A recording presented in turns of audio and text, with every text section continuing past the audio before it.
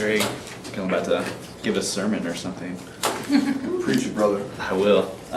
So yeah, I chose Japan based on my best friend is actually Japanese, and I just kind of wanted to understand a little bit more, like, on why he is the way he is.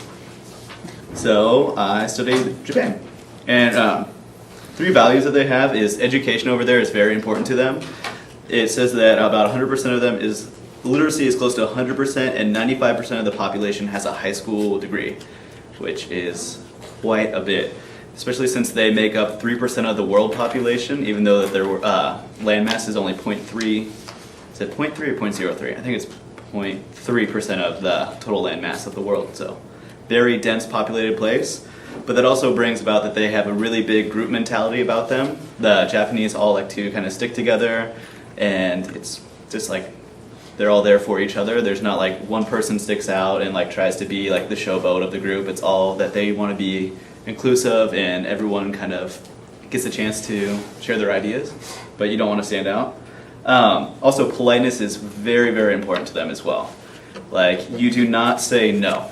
If someone offers you something, you find a way to say no without saying it. So say if you're like on the street and like someone's like, hey, do you want to have, like, they're offering you a cheeseburger.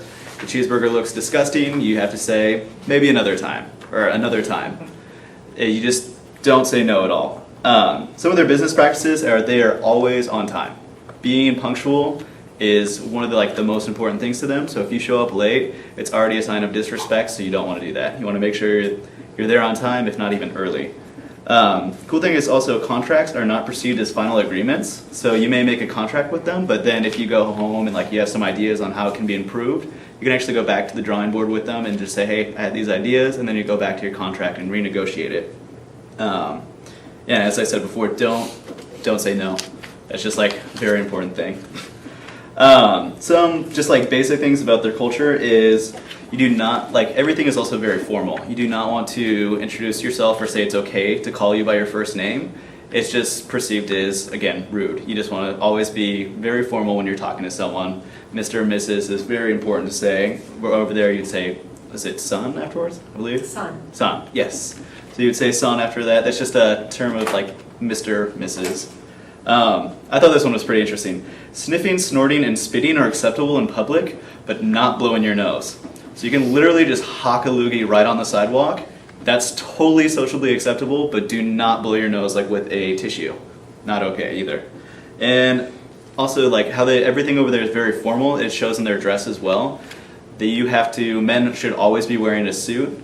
And if you're not wearing a suit, it's pretty much you're not fitting in. So if you go there, just pack a bunch of suits.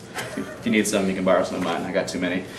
So remember, be on time, don't say no, and if you wear a kimono, wrap it left over right, because if you only corpses wear them right over left.